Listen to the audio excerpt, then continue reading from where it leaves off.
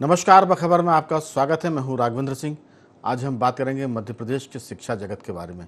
दरअसल जगत शब्द का इस्तेमाल इसलिए किया क्योंकि प्राइमरी एजुकेशन और मिडिल के साथ साथ हम बात करें सेकेंडरी एजुकेशन की मध्य प्रदेश में और उच्च शिक्षा की बात करें तो वहाँ अतिथि विद्वान पहले से ही कॉलेजों की शोभा बढ़ा रहे हैं और उसके साथ साथ प्राइमरी एजुकेशन में गुरुजी का मामला पहले से है। गुरुजी हैं, फिर अतिथि शिक्षक हैं। आज हम बात करेंगे एक ऐसे मुद्दे पर जिसमें भाड़े के शिक्षक, भाड़े का शब्द कहने में बहुत ख़राब लग रहा है क्योंकि शिक्षक भाड़े के कभी नहीं हो सकते, लेकिन मध्य प्रदेश ने ये भी काम कर दिया है। देश भर में जो कुछ हो रहा है वो अपनी जगह है, लेकिन मध्य प्रदेश में भोपाल से लेकर बुंदेलखंड की हम बात करें, रीवा सतना की बात करें, चौतरफा ऐसी हालत है कि जो नियमित शिक्षक हैं उन्होंने अपनी जगह पर उन बेरोजगारों को एवजी शिक्षक में रख दिया है। भाड़े के बजाय मैं एवजी कहूँगा कि वो उनकी बच्चों को पढ़ाएं और बदले में 5,000 10,000 जो भी उनके बीच में तय होता है वो उनको दे देते हैं। यानी सरकार की नौकरी में है शिक्षक और शिक्षक की नौकरी में है एवजी शिक्षक। अब जो शिक्षक 3,000 रुपये ले रहा है, 5,000 रुपये ले रहा है, वो कितनी पढ़ाई कराता होगा।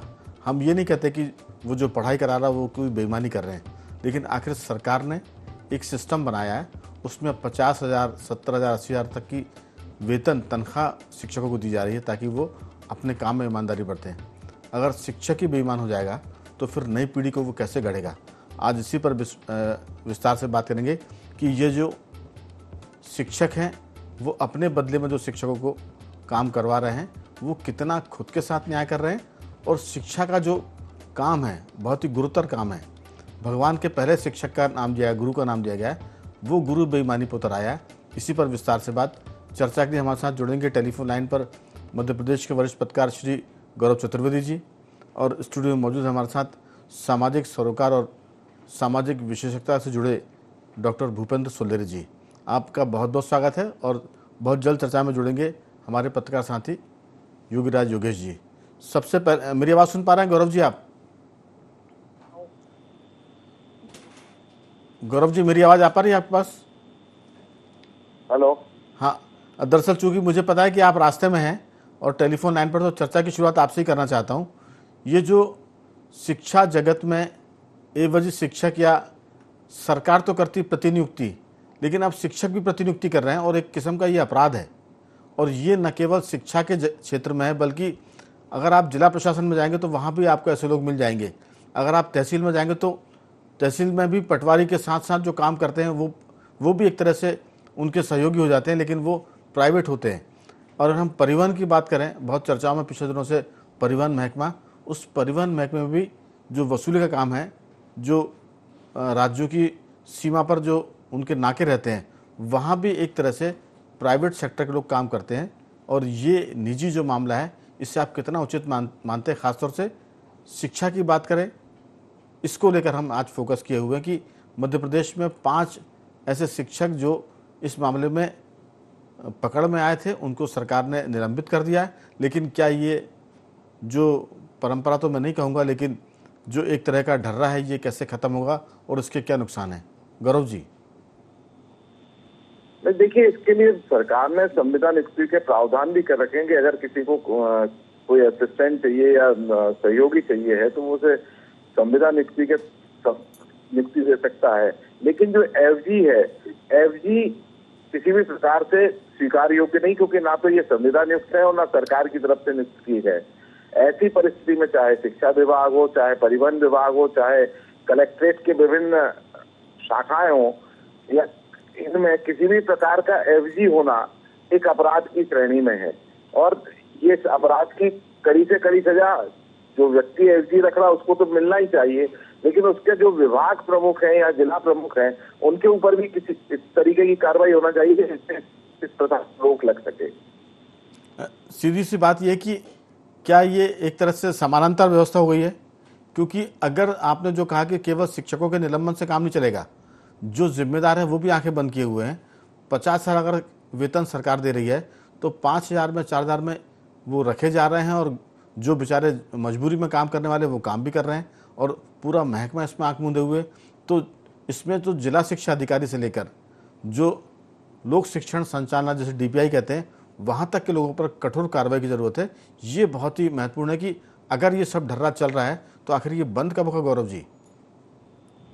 देखिए, इसको बंद करने के लिए शासन स्तर पर जब तक बड़ी कार्रवाई नहीं होगी, तो मतलब कहने का तात्पर्य है कि अगर किसी स्कूल में एसडी शिक्षक पकड़े गए या किसी परिवहन शाखा में एसडी शिक्षक पकड़े गए या कलेक्ट्रेट में पकड़े गए, तो जो वहाँ का मुख्य अधिकारी है, चाहे वो तहसीलदार हो, चाहे वो एसडीएम हो, चाहे वो प्रिंसिपल हो, चाहे वहाँ का डायरेक्टर हो, इनके ऊपर जब तक अनुशासनात्मक कार्रवाई नहीं होगी, तब तक इस तरीके की प्रथाओं पर रोक नहीं लग सकती। तो सबसे बड़ा सवाल है कि इन पर कार्रवाई कब होगी, क्योंकि इन पर कार्रवाई होती नहीं है। जो 5 एसडी शिक्षक पकड़े, उन शिक्षकों के ऊपर तो आपने कार्रवाई कर दी, लेकिन इनके ऊपर जो काम कर रहे थे, जो अधिकारी काम कर रहे थे, जिनका मुख्य काम था नियंत्रण करना, उनके ऊपर अगर कार्रवाई नहीं होगी तो ये प्रथा बंद नहीं हो सकती। और इसे बंद करना सबसे जरूरी है, क्योंकि इससे पूरे सिस्टम में आप राघवन जी, मैं थोड़ा सा ये कहूंगा कि अगर आप मध्य प्रदेश में भी देखें तो विधायक मंत्री के यहाँ भी कुछ इस प्रकार से एसडी भर्ती होते हैं जो पूरा कामकाज देखते हैं, मंत्री को एक हिस्सा देते हैं और उसके बाद उन फाइलों पर साइन होता है, या विधायकों क्या भी फाइल साइन कराने वाले एसडी घूम रहे हैं। तो इन पर भी रोक लगाना जरूरी होगा, कि तभी जाके नीचे तक का सिस्टम ठीक हो पाएगा। बिल्कुल, जो आपने बात की वो असल में मुद्दे की बात है कि जो एवजी रखने का अपराध कर रहे हैं वो उनके संपर्क ऊपर तक है, सरकार में है, वो विधायकों से जुड़े हुए हैं, वो सांसद से जुड़े हुए हैं, वो केंद्रीय मंत्री से भी जुड़े हुए हैं और मंत्री के यहाँ भी उनकी पकड़ है। तो क्या इस पूरे मामले में, मैं ये नहीं कहता कि सांसद, केंद्रीय मंत्री और बाकी लोग जिम्मेदार हैं, लेकिन राज्य सरकार के मंत्री की जानकारी में ज़रूर होगा कि तुम जब हमारे यहाँ काम कर रहे हो, 24 घंटे हमारे आगे पीछे घूम रहे हो, तो फिर स्कूल में कौन पढ़ा रहा है? तो ये जो मामला है इसमें कहीं ना कहीं गुनहगार सरकार के लोग भी हैं और सिस्टम तो है ही है। मेरे साथ डॉक्टर भूपेंद्र जी हैं। भूपेंद्र जी, आप तो इस मामले में माने डॉक्टर ऑफ फिलॉसफी भी है और समाज के साथ साथ जो इसमें दो चीज़ें आ गई हैं, समाज भी है इसमें और तंत्र भी है और फिर इसमें शासन भी, माने सरकार भी है। आप इसे किस ढंग से देखते हैं? क्योंकि ये बड़ा अपराध है, दिखने में छोटा लगता है, लेकिन ये घनघोर अपराध इसलिए क्योंकि आदमी खुद ही मालिक हो गया है, खुद मुख्तार हो गया है। मैं शिक्षक हूँ, मैं सरकार की मर्जी के बगैर अपने आप ही अपना वहाँ असिस्टेंट रख रहा हूँ, तो ये तो बहुत गंभीर बात है। इसमें तो सस्पेंड के बजाय बर्खास्तगी होनी चाहिए। जी बिल्कुल, आप सही कह रहे हैं। देखिए, शिक्षा किसी भी राष्ट्र या की यूनिट होती है, उसको बनाने प्रोडक्ट निकलता है, और शिक्षा अगर प्रदूषित हो जाएगी इस तरह से, अगर शिक्षक ही बेईमान हो जाएंगे तो वहाँ की उत्पादन किस तरह से होगा? तो ये तो उस तंत्र का, रीढ़ का सिस्टम है शिक्षा विभाग, और शिक्षा विभाग में ये जो अपने हिसाब से, अपने वेतन के हिसाब से रखना, शिक्षक रखना, ये अपने एक मौलिक और एक चारित्रिक हनन है। और ये जो ये संदेश जाते हैं और ये जो आउटपुट, ये खबर भी आई है और जो इसकी छानबीन भी हुई है, जिस तरह से ये साक्ष्य आए हैं, वो निश्चित रूप से उस सिस्टम से कुछ लोग जो जागरूक थे उन लोगों ने इसके संदेश को दिया होगा, इसके बाद ये सिस्टम आ सका है। इस तरह से समाज के सामने आज हम इस बात पर चर्चा कर रहे हैं। मैं अगर कहना चाहूँगा कि इसमें बहुत सी चीज़ें हैं, बारीक चीज़ें हैं, लेकिन बड़ी महत्वपूर्ण चीज़ें। देखिए, शिक्षक के लिए एक पोषक आज के युग में वेतनमान होना चाहिए। जब सरकार थी, उससे पहले जब कांग्रेस सरकार थी, तो 1995 में उन्होंने ये इस तरह से शिक्षा व्यवस्था लागू की है, नियमित पद खत्म कर दिए स्कूल विभाग में, और शिक्षाकर्मी, एक कर्मी वर्ग की उनने नियुक्तियां की, और जो जनपद पंचायतें जिला पंचायत के द्वारा होने लगी और निकाय में नगर निगम के द्वारा। अब आप जानते ही हैं कि निकायों में कितना भ्रष्टाचार होता है। उसके तहत वो लगभग 15 साल तक भर्तियां होती रही। फिर 15 साल के बाद उनकी संख्या बहुत ज़्यादा हो गई, लाखों में संख्या हो गई मध्य प्रदेश में। फिर उन्होंने अपने नियमितीकरण की मांग की, कम वेतन में काम कर रहे थे, और उनके जो शिक्षा के जो साक्ष्य थे, उनकी जो योग्यताएं थी, वो भर्ती के काम पे कम थी, और उनको ले दे के, उनको शॉर्टकट, कुछ पॉलिटिक्स के अप्रोचेबल, कुछ प्रशासनिक के अप्रोचेबल, कुछ अपने गुणा भाग करके, और उनकी संख्या जब नियमितकरण में हुई, और वो जब 18 में जब नियमित हुए यहाँ पे, और उनको 7वां वेतनमान मिलने लगा और उस तरह से वेतन मिलने, तो वो उनकी आशा के अनुकूल था, क्योंकि उनको पता ही नहीं था इस चीज़ का। और उसके अनुसार फिर उन्होंने, उनका सिस्टम वहीं से चल रहा था हर जिला स्तर पे, कि अपने स्तर से 3,000 5,000 रुपए देके एक शिक्षक को रख देते थे, और वहां पे सब लोग उस सिस्टम को रखते, सब मैनेजमेंट था। लेकिन आज जो कार्रवाई हुई है, हम आपको बता रहे हैं, आज ये खबर बन गई है, निलंबित हुए हैं वो, बर्खास्त नहीं हुए हैं। और आपको बताएं, ये कुछ दिनों बाद एक कमेटी बन जाएगी, कमेटी बनने के बाद इनकी जांच हो जाएगी, इनको दूसरे जिले में वो पदस्थापित कर दिया जाएगा और फिर आके ये अपने फिर जिले में आए। जब तक इस चीज का आमूल रूप से इनको दंडित नहीं किया जाएगा, और दंडित का ये प्रचार प्रसार भी होना चाहिए कि इस अपराध से ये व्यक्ति को, ये इसकी जीविका पे ये असर हुआ और उनके परिवार से इस तरह से ये जीविका से प्रभावित हुए। जब ये संदेश समाज में जाएगा, जब ये शासन इस तरह से प्रक्रिया करेगा और इनका प्रचार प्रसार होगा, जब लोगों के आने वाली पीढ़ी के ऊपर या जो दायित्व अभी निभा रहे हैं शिक्षक या किसी भी, चाहे कलेक्ट्रेट में काम कर रहे हो, चाहे किसी भी तरह से कार्य कर रहे हो, चाहे वो नेताओं के ओएसडी वगैरह हो, चाहे वो पीएचडी वो बने हो, उनके पीए वगैरह, तो इन चीज़ों में वहाँ सीमा खत्म नहीं होती जब तक इनको दंडित करके जब प्रसार प्रसार नहीं होगा, जब तक इसमें लगाम नहीं लगेगी। और सरकार की अगर दृढ़ इच्छा शक्ति होगी तो इसमें कोई मलाल नहीं है कि वह उसके परिणाम भी आएंगे और उसके हमको आगे जाके देखने को भी मिलेंगे। दरअसल यहाँ गौरव जी, जो पूरा मसला है वो वेतन का नहीं है, वेतनमान का भी नहीं। ये तो अब शिक्षक इतने बड़े हो गए हैं कि वो अपने हिसाब से सरकार बन गए हैं, वो खुद ही सरकार है अपने स्कूल में और अपने हिसाब से वो नियुक्ति कर रहे हैं अपने असिस्टेंट की। तो पहले तो वेतन, दिक्कत ये थी कि शिक्षक बड़ा बेचारा था, उसको पैसे नहीं मिला करते थे। अब वो शिक्षक इतना बड़ा हो गया है कि वो सिस्टम और सरकार से ऊपर है, और ये एक किस्म की सरकार को चुनौती है। मैं इसको इस ढंग से देखता हूँ।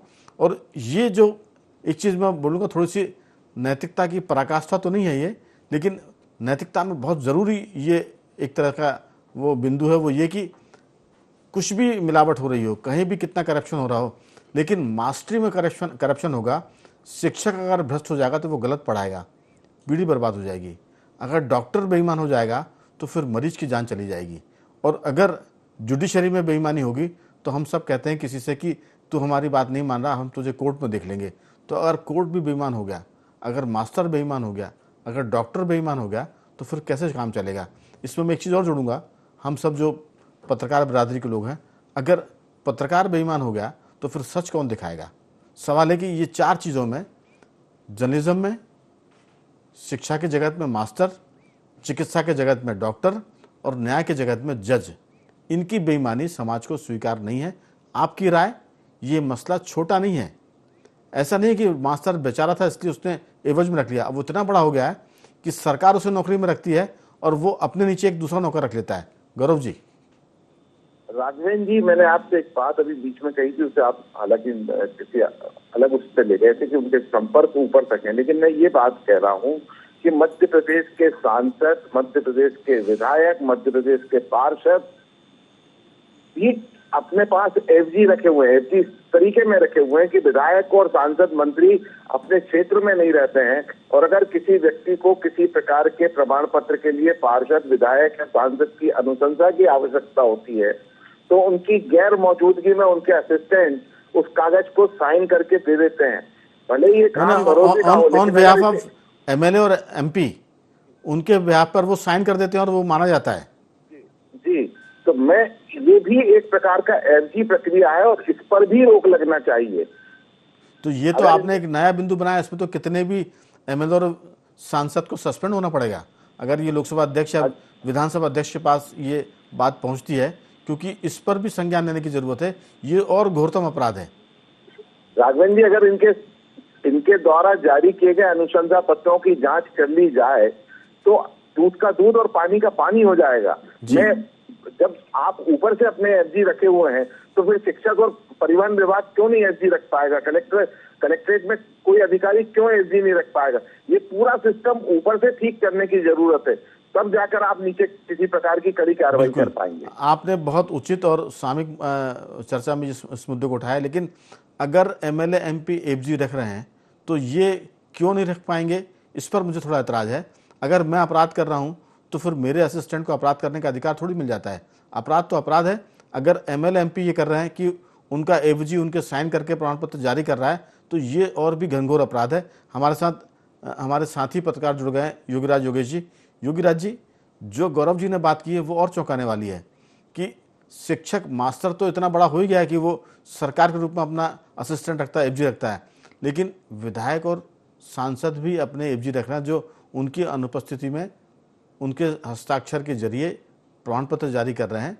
ये और घनघोर मामला है, इस पर किसी दिन और विस्तार से बात करेंगे, लेकिन आप चाहें तो इस मुद्दे को भी इसमें ऐड कर लें कि ये घनघोर चिंता का विषय है कि जब सिस्टम में बैठे कानून बनाने वाले इस तरह से कानून को तोड़ रहे हैं, क्योंकि विधायक कोई मामूली चीज़ नहीं होता है। विधायक बनने के लिए पहले तो पार्टी के भीतर मेहनत करनी पड़ती, फिर टिकट पाने के लिए बहुत मेहनत करनी पड़ती, फिर चुनाव जीतने के लिए बहुत मेहनत करनी पड़ती, उसके बाद एक उनका असिस्टेंट उनके साइन से प्रमाण पत्र जारी कर रहा है। तो ये मामला मतलब पूरे कुएं में भांग घुली हुई है। आपकी राय? शिक्षक तो ठीक है, यह मामला जनप्रतिनिधियों का भी है। बिल्कुल ये ठीक बात है राघवन जी। और आप आजकल तो ये देखिए कि ये कौन है, ये सांसद प्रतिनिधि, ये विधायक प्रतिनिधि, ये कोई पोस्ट है क्या, सरकारी पोस्ट है क्या? लेकिन ये लोग वही काम कर रहे हैं। ये तो भ्रष्टाचार के शिरोमणि तो यही हो गए। बिल्कुल। और कई इनके विधानसभा क्षेत्रों में, इनके क्षेत्रों में इनका जलजला ऐसा रहता है कि सांसद को वास्तविक स्थिति या विधायक को वास्तविक स्थिति मालूम पड़ जाए तो वो खुद चौकन्ना हो जाए कि इनसे ज़्यादा इनकी वहाँ रेपुटेशन है। वहाँ डॉक्टर, मास्टर, डिपार्टमेंट के अलग, अदर डिपार्टमेंट के अदर लोग सब इनके यहाँ हाजिरी बजाते हैं, केवल रेवेन्यू और पुलिस को छोड़ के, क्योंकि वहाँ इनका बस नहीं चलता। तो अभी ये सिस्टम और बाकी की कल के दिन कोई टीआई साहब जो है अपना असिस्टेंट टीआई रख लें, कोई हवलदार साहब अपना असिस्टेंट हवलदार रख लें कि मैं तो ज़रा काम से जा रहा हूँ, मेरी वर्दी पहनना और जाके ज़रा 2 डंडे फटकार देना मोहल्ले में, तो ये और बचा रह गया मुझे लगता है। बिल्कुल ठीक बात है राघवन जी। ये सारी चीज़ें दुरुस्त होनी चाहिए, क्योंकि आखिर ये सब है किसके लिए? लोगों के लिए आप करना है ना। शिक्षा तो ये है कि एक शिक्षा का एक तो ये है कि आप लोगों को शिक्षा दे रहे हैं, ये तो एक तो उपकार का भी मामला है, एक नई पीढ़ी तैयार करने का मामला है। और उसमें यदि एवजी शिक्षक पढ़ा रहे हैं, उस एवजी में कुछ तो ठीक है, शायद उसमें था कि कोई सवाल ये नहीं है, ठीक तो जो मास्टर है जिनकी एवजी में पढ़ा रहा वो उनसे भी ज़्यादा ठीक होगा, उनसे भी ज़्यादा काबिल होगा, लेकिन फिर सिस्टम क्या करेगा? नहीं, कई जगह तो अनएजुकेटेड लोग जो 5वीं और 8वीं पास भी नहीं है, वो वहाँ उनके लिए केवल जा रहे हैं क्योंकि उनसे कहा जाता है कि आप जाके वहाँ बैठ जाना, स्कूल खोल लेना और 1-2 घंटे में बैठे रहना। तो जब ये स्थितियाँ हैं तो ये बहुत खतरनाक स्थिति है, और ये लगातार अभी शिक्षा विभाग में आई है और निश्चित तौर पर ये बढ़ेगी यदि इस पर अंकुश नहीं लगाया गया। नहीं, ये पहले से बढ़ी हुई है। गौरव जी ने तो नया धमाका किया है कि एमपी और एमएलए के भी एवजी हैं। दूसरा ये कि परिवहन महकमे में सबको पता है कि जब राज्य की सीमा के भीतर चौकी होती है 2 राज्यों के बीच में, वहाँ तो उनके भाड़े के लोग काम करते हैं वसूली का। शिक्षा जगत की हम सुन ही रहे हैं। इसके साथ साथ जो जिला प्रशासन का कलेक्ट्रेट होती है कार्यालय, जैसे वहाँ भी एवजी काम करते हैं कलेक्टर ऑफिस के भीतर। तो ये जो स्थिति है पटवारी के साथ, पटवारी के पास ओवरलोड होगा, वो बहुत सारे काम है, लेकिन पटवारी अपने असिस्टेंट रखे हुए हैं क्योंकि उसके पास करप्शन का पैसा बहुत आ रहा है। तो सवाल ये है कि आखिर ये कहाँ थमेगा, क्योंकि सरकार की इच्छा शक्ति नहीं होगी तो फिर पूरी सरकार समानांतर हो जाएगी। ठेके पे लोग काम करेंगे, पूरी सरकार ठेके पे चली जाएगी। कल के दिन लोग बोलेंगे कि मंत्री जी भी कर दें एवजी। आज मंत्री जी मान लो कहीं बाहर गए हैं तो उनके बाद में दूसरा उनका असिस्टेंट साइन करेगा मंत्री की सील मोहर लगाकर। तो ये बहुत सारी बातें भूपेंद्र जी जो हमको बहुत चिंता में डालती है। निश्चित रूप से ये क्या है, मुझे तो ये लगता है कि महत्वपूर्ण बिंदु तो ये है कि शिक्षा विभाग से प्रोडक्ट निकलते हैं राष्ट्र का निर्माण के लिए और नई पीढ़ी तैयार होती है, तो वहाँ तो होने चाहिए। लेकिन मैं आपको और भी, अगर आप इस श्रृंखला को और बढ़ाना चाहते हैं तो मैं आपको बताऊं, स्वास्थ्य विभाग में भी ऐसे ही होता है। पैथोलॉजी की जो लैबें होती हैं उनमें डॉक्टर के नाम लिखे रहते हैं और वो डॉक्टर नहीं रहते, वो चिड़िया किसी और बैठाते रहते हैं, लैब किसी अटेंडेंट कर देते हैं, कोई भी चेक करता है। तो ये सब पैसे से जुड़ा हुआ है, ये ऐसी व्यवस्था बन गई है। अब वैसे भूपेंद्र जी बात चलेगी तो दूर तक जाएगी। जी जी। जो नोटरी होते हैं, हाँ, आप देखिए कि जो नोटरी होती है उसमें दिन भर एक टाइपिस्ट के यहाँ नोटरी के लिए सब कागज़ तैयार होते हैं और बाद में वो शाम को कोई भी आदमी बैठ के वो कहते तो ये है कि साहब नोटरी साहब ने इस पर साइन किए, पता नहीं कौन साइन कर रहा है, कौन सील ठप्पे लगा रहा है, और हर नोटरी करने के पैसे मिलते हैं, तो उसमें भी बंटवारा होता होगा। तो ये तो अनंत श्रृंखला है, जिसे मैंने कहा ना पूरे कुएं में भांग घुली हुई है। लेकिन कुछ चीज़ें ऐसी हैं जो समाज के साथ जहाँ पे बिल्कुल इस तरह से बर्दाश्त नहीं किया जा सकता। लेकिन मैं ये बिल्कुल बात से सहमत हूँ कि जब तक ऊपर से सुधार नहीं होगा तो नीचे व्यक्ति नहीं होगा, क्योंकि जब ऊपर ही से करप्शन रहेगा तो नीचे वाला व्यक्ति, तो इस तरह से बिल्कुल सही बात है। ये मैंने भी देखा है, जो प्रतिनिधि हैं, पार्षदों लोगों के यहाँ भी उनके जो प्रतिनिधि होते हैं वो लेटर पे दस्तखत कर देते हैं, वो उनकी चिड़िया बैठा देते हैं, उनकी अनुशंसा कर देते हैं। मैंने खुद अपनी आंखों से ये तो फोर्जरी हुई। हाँ, 420 लेकिन जालसाजी है ये तो। लेकिन जब उसकी शिकायत छानबीन नहीं होगी और उसका कोई अपवाद नहीं होगा, उसके साथ कभी वो क्रॉस नहीं होगा, तो इस तरह से तो होती। लेकिन ये व्यवस्था हमारा जो मीडिया का जो दायित्व है और सामाजिकता का जो दायित्व है, वो उस दायित्व का निर्वाह हम लोग कर रहे हैं। और समाज में हमको इस चीज़ की जागरूकता लाना है कि जिसका जो कार्य है वो उसको कार्य को निर्वहन करना है, वरना अपने कार्य छोड़ो, दूसरा आएगा, दूसरा कोई निष्ठावान अब तो गौरव जी आर्टिफिशियल इंटेलिजेंस का भी सिस्टम हो गया है, फिर ज़रूरत ही नहीं किसी की। फिर तो आर्टिफिशियल इंटेलिजेंस में आप किसी का भी चेहरा बना, उसको रोबोट बना और वो उसी आवाज़ में बात कर लेगा, उसी आवाज़ में साइन कर देगा, काम कर लेगा। तो हमें लग रहा है कि फिर इसमें किसी की ज़रूरत नहीं है। जो एआई के खतरे हैं उसके पहले एआई की ट्रायल शुरू हो गई है, क्योंकि विधायक जी की जगह उनका एआई काम कर रहा है, सांसद की जगह उनका एआई काम कर रहा है, मास्टर की जगह उनका भी आप उसको फिर एवजी मत मानो। ये आर्टिफिशियल इंटेलिजेंस का एक प्रारूप है जिसकी ट्रायल चल रही है। गौरव जी नहीं, देखिए, ये एक अलग बात है कि एआई उस काम को समझ के आपके सामने रिपोर्ट रखे और उस पर आप निर्णय लें, उसमें कोई खराबी नहीं। दूसरी बात, जो निज सचिव है, निज सहायक है, वो अगर कोई व्यक्ति आता है उसका आवेदन ले लें और आवेदन को बाद में सांसद, विधायक, मंत्री से साइन करा दें। लेकिन हो उल्टा रहा है सर कि मंत्री, विधायक और सांसद तो दिल्ली में बैठे हुए हैं और सेम डे में कागज साइन हो जाता है इंदौर में या भोपाल में या दमोह में या जबलपुर में। तो ये कैसे संभव है? मैंने तो एआई को उससे, जो अपन बात कर रहे हैं, एआई को उससे भी एक कदम आगे मान लिया कि अब मंत्री जी बैठे हुए दिल्ली में, तो एआई यहाँ मंत्री बन के बैठा हुआ है। वो जो आप बात कर रहे हैं वो तो बहुत टेक्निकल बात हो रही है कि ठीक है एआई चीज़ को समझेगा और आगे बढ़ाएगा या अपनी जो भी सुझाव देगा। अब तो ज़रूरत ही नहीं है सरकार की या किसी की, एआई काम चलाएंगे। ये मैंने थोड़ा सा कटाक्ष में मैंने ये बात की है जी।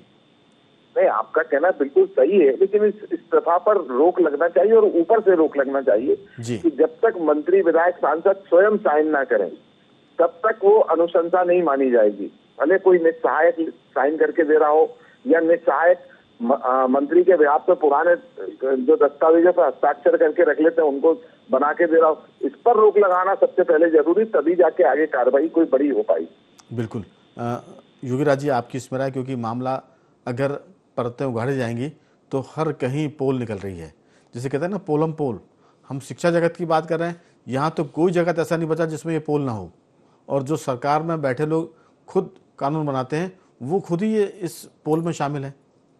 अब तो एक सिस्टम ही ऐसा बना दिया गया है जो सबके लिए सहज हो, मतलब खास तौर पर उनके लिए जो ये सब करना चाहते हैं जी।